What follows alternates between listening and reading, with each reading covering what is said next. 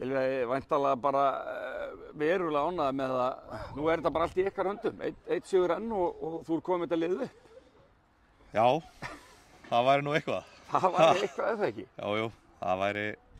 Það er allavega, eins og segir, þetta er í okkar höndum og við gerðum það sem þurfti að gera í dag og erum búin að ná að koma þessu í úrslita leik sem að fólk er búið að vonast til þess að verði staðan. Já, en við byrjum á þessu leik, þið eru með hennar leik allan tíman eða ekki?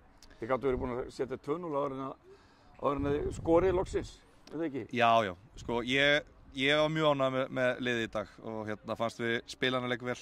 Það er erfitt þegar að andstæðingurinn hefur kannski ekki að miklu að keppa og meðan að það kannski, það er þetta aðeins auka undir hjá okkur, sko. Það er erfitt að mæti þannig lið þegar þú ert eina liðið sem er í þeim fasa, sko.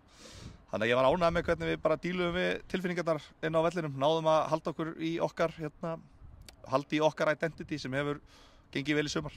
Þannig að það hefði verið mjög auðvelt að fara út úr því, sko, en þær gerðu bara mjög vel, spiluðunarleik vel og mér fannst þetta klárlega verðskuldað sigur. Ég held að hljóti allir að geta verið sammála um það. Já.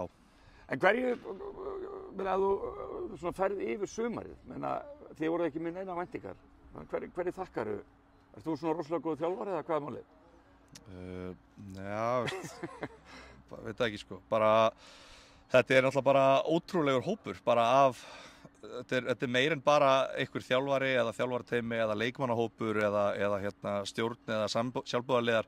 Þetta er einhvern veginn bara allt samfélagi sem hefur verið inn í þessu, bara frá því í vetur og við erum bara búin að byggja þetta upp í skrefum og bara, en auðvitað er þetta bara fyrst og fremst leikmennirnir og ég hef ekki orð yfir þessar stelpur, hvernig þær eru bara á hverju einustu æfingu, hverjum einasta leik, þær eru alltaf on einhvern veginn og það er bara forréttindi eiginlega að þjálfa þetta lið. Og hvað þurfum við að gera til þess að vinna HK í þessum úrslitaleik? Bara, er ég alveg að segja þetta, skora fleiri mörk en þær, Á enda dagsins er þetta alltaf frekar einfalt? Já, ég meina, þetta er á okkar heimavelli og ég verð virkilega sár ef að það verður ekki full stúka af Njarðvíkingum og Grindvíkingum á þeim leika að styðja okkur fyrst við erum búin að koma þessu í úrslitaleik. Ég veit þetta er á 50 klukkan 17:30. Það er ekki besti leiktíminn en fólk það bara að fiffa þetta.